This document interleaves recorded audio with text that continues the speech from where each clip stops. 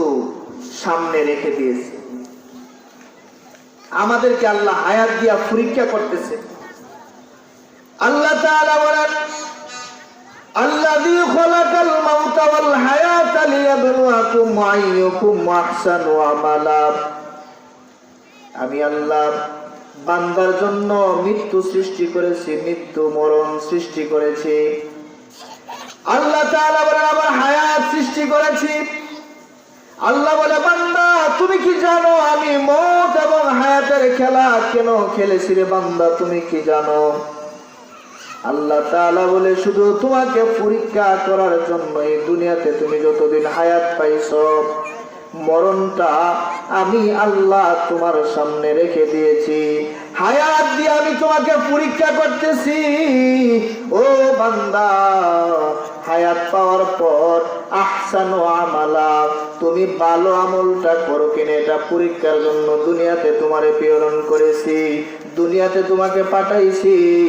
কিন্তু তুমি ভালো আমল না করিয়া তোমার মন চাই মতে তুমি জিন্দেগি চালাইতেছ, আমি আল্লাহ তোমাকে পরীক্ষার হলের মধ্যে ছেড়ে দিয়েছি। তুমি চলতে থাকো, কিন্তু মনে রাখো মৃত্যুর দুয়ারে যখন গিয়া তুমি বসবা, মৃত্যু যখন তোমার সামনে আসবে, আর কিন্তু তোমার বাহাদুরি থাকবে না, তোমার শরীরের শক্তি থাকবে না। আমি আল্লাহর কাছে যতই তুমি সাহায্য চাও, একটা সেকেন্ড চাইবা, আজরাইল কিন্তু তোমাকে দয়া যাবে না, তোমাকে সাথে সাথে মরণ যখন নির্ধারিত হবে সাথে সাথে নিয়ে যাবে। আর আমি আল্লাহ ওই বান্দাদেরকে আমি, যারা এই দুনিয়াতে ভালো আমল করে, যারা আমি আল্লাহর হুকুম মতে আমার রাসূলের তরিকা মতে যারা চলে, তাদেরকে আমি আল্লাহ আমার রহমতের উপরে রাখছি। আর যারা নাকি এই হায়াত পাওয়ার পর আমি আল্লাহকে ভুলে গেছে, যারা পথভ্রষ্ট হয়ে গেছে, তাদের জন্য আমি আল্লাহ রাখছি জাহান্নাম। আর যারা এই হায়াত পাওয়ার পর ভালো আমল করবে তাদের জন্য রাখছি জান্নাত। তাহলে যারা ভালো আমল করবে তারা জান্নাতে যাবে, আর যারা খারাপ আমল করবে তারা জাহান্নামে যাবে। এটাই তো কথা, ঠিক কিনা বলে? যারা ভালো আমল করবে তারা জান্নাতে যাবে, আর যারা খারাপ আমল করবে তারা জাহান্নামে যাবে। ও মুসলমান ইমানদার, তাহলে এই দুনিয়াতে আর কোনো কাজ নাই, একটাই কাজ যে আমি ভালো আমল করব। ভালো আমল আল্লাহ তাআলা আমাকে যা হুকুম করেছে করার জন্য, আর যা নিষেধ করেছেন তা আমি কোনোদিন করব না। আল্লাহর হুকুম যা আছে কোনোদিন ছাড়বো না, ঠিক কিনা? এটাই তো ভালো আমল। আল্লাহ যেহেতু আমাদেরকে ভালো আমল করার জন্য পাঠাইছে, ভালো আমল করতে হবে বাবা। ভালো আমলের পুঁজি না নিয়ে যদি তুমি আল্লাহর দরওয়াজায় যাও, মৃত্যুর দরওয়াজায় গিয়া যদি তুমি পৌঁছে যাও, তাহলে আর এক সেকেন্ড ভালো আমল করার সুযোগ তুমি পাইবা না। তাহলে দুনিয়ার হায়াতের জিন্দেগিতে যতদিন আল্লাহ হায়াত দিয়েছে, ততদিন একমাত্র আল্লাহর হুকুম আর আল্লাহর রাসূলের তরিকা মতে আমার জীবন চালাইতে হবে, ঠিক কিনা বলেন? আল্লাহর হুকুমের মধ্যে সবচাইতে বড় দামি একটা হুকুম 5 ওয়াক্ত নামাজ। আল্লাহ তাআলা আমার আপনার উপরে ফরজ করেছেন 5 ওয়াক্ত নামাজ। আল্লাহ তাআলা বলেছেন, বান্দা 5 ওয়াক্ত নামাজ আদায় করবা, ওয়াক্ত মতে নামাজ আদায় করবা, নামাজের মজা নিয়ে নিয়ে নামাজ আদায় করবা, জামাতের সাথে নামাজ আদায় করবা। তুমি যেন নামাজের কোনো অবহেলা যেন তোমার মধ্যে না থাকে। আর প্রকৃত মুমিন মুসলমান যারা নামাজের দরদ নিয়ে নিয়ে তারা নামাজ পড়ে, ঠিক কিনা? নামাজের কোনো অবহেলা নাই। ও মুসলমান ইমানদার, তোমার আমার ভিতরে প্রতিজ্ঞা আর কোন হবে, আমি জীবনে কোনোদিন নামাজ কাজা করব না, ঠিক কিনা বলে? জীবনে কোনোদিন এক ওয়াক্ত নামাজ যেন আমার না ছুটে যায়, আমি কোনোদিন নামাজ কাজা করব না। 5 ওয়াক্ত নামাজ গুরুত্ব সহকারে আদায় করব। আমি আপনাদের সামনে আজকে নামাজের গুরুত্ব দিয়ে বলতে চাই, আজকের থেকে ওয়াদা করবেন আর কোনোদিন নামাজ কাজা করব না, আর কোনোদিন নামাজ বাধা দিব না। নামাজ আগে, তারপরে আমার অন্য কাজ। আমার আগে নামাজ, তারপরে আমার চাকরি। আগে আমার নামাজ, তারপরে আমার ব্যবসা। আগে আমার নামাজ, তারপরে আমার দোকানদারি। আগে আমার নামাজ, তারপরে দুনিয়ার সব কাজগুলি করব। কিন্তু যখন মসজিদ থেকে আল্লাহু আকবার আল্লাহু আকবার বলে যখন ডাক দিবে, ও মুসলমান ইমানদার, আর কিন্তু তুমি কাজের মধ্যে লিপ্ত থাকিও না, কাজ দিয়া তুমি সামনে বাড়াইও না।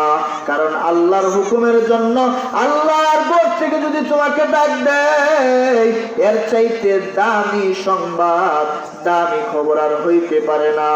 আমি মনে করব মসজিদ থেকে যখন আল্লাহু আকবার বলে ডাকে, হাইয়া আলাস সালাহ বইলা বইলা যখন ডাকে, আমাকে যখন হাইয়া আলাল ফালাহ বইলা বইলা ডাকে, আমি মনে করব আমাকে ডাকতেছে।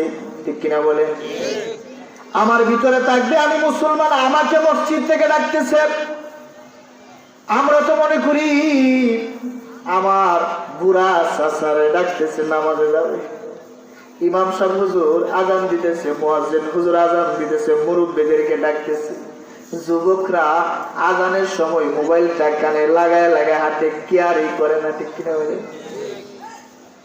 মুসলমান ইমানদার, আজান দিলে আমাকে আমার দিলকে বুঝাইতে হবে, ওরে মন আর এদিক সেদিক দৌড়াদৌড়ি করিস না, কারণ মসজিদ থেকে তোরে ডাক দিছে, আমার নামাজ আদায় করতে হবে। আগে আমার নামাজ, তারপরে হলো আমার অন্য কাজ।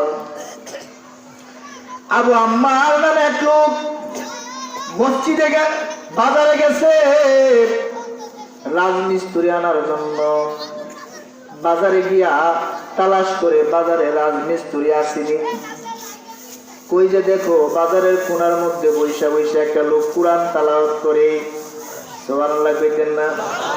কুরআন তেলাওয়াত করে। উনি হইল রাজমিস্ত্রি, মানুষের বাড়িতে কাজ করে যাও, গিয়া দেখো উনি তোমার কাজটা করে দেয়নি। ডাকতে বলে, ভাইজান আপনি বলে রাজমিস্ত্রি? বলে হ আমি রাজমিস্ত্রি। বলে আমার বাড়ির পিছনের দেওয়ালটা ঠেসে গেছে, আমার বাড়ির দেওয়ালটা ঠিক করে দিতে হবে, আসেন। রাজমিস্ত্রি ডাকতে বলে আমি আপনার কাজ করব, তবে আমার একটা শর্ত আছে। কি শর্ত? বলে বর্তমান রাজমিস্ত্রির মূল্য হইল 2 টাকা, কিন্তু আমি আপনার কাছ থেকে 2 টাকা নিব না, আমি নিব আপনার কাছ থেকে 1 টাকা। 1 টাকা হলো আমার কাজের মূল্য, আর 1 টাকা হইল আমার যখন মসজিদ থেকে আমাকে ডাক দিবে, হাইয়া আলাস সালাহ হাইয়া আলাল ফালাহ বইলা বইলা যখন ডাক দিবে, আমি কিন্তু আগে আগে তোমার বাড়ির কাম ছেড়ে দেবো, দিয়া কিন্তু আমি মসজিদে আল্লাহর কুদরতে পায়ে গিয়ে সেজদা দেবো, নামাজ আদায় করব। এই কারণে আমি তোমার কাছ থেকে নেব 1 টাকা, আর 1 টাকা হইল আমার কাজের মূল্য, আর 1 টাকা হইল আমি যদি আজানের আগে আগে কাজ ছেড়ে দেই তোমার কিছু ক্ষতি হয়ে যাবে। কারণ আগে আমার নামাজ, তারপরে আমার অন্য কাজ। আগে আমার নামাজ, তারপরে আমার চাকরি। আগে আমার নামাজ, তারপরে আমার ব্যবসা। নামাজের গুরুত্ব নিয়ে নামাজ আদায় করতে হবে। রাজমিস্ত্রি বলে আমি 2 টাকা তোমার কাছ থেকে নিব না, আমি নিব তোমার কাছ থেকে 1 টাকা। 1 টাকা হইল আমার কাজের মূল্য, আর 1 টাকা হইল 1 টাকা কম নিব, কারণ তুমি আমার আগে আগে ছাইরা দিবা। আল্লাহর ঘরে যাইয়া ভালোভাবে ওযু করে আমি আল্লাহর কুদরতি পায়ে সেজদা দিব। আমি শুনেছি যখন বান্দা মসজিদে যাইয়া নামাজের মধ্যে সেজদা দেয়, ওই বান্দার কপালের নিচে আমার আল্লাহর কুদরতি পাউডা বিছানো থাকে। ও মুসলমান ইমানদার, আল্লাহর কাছে কোথায় গেলে পাইবা?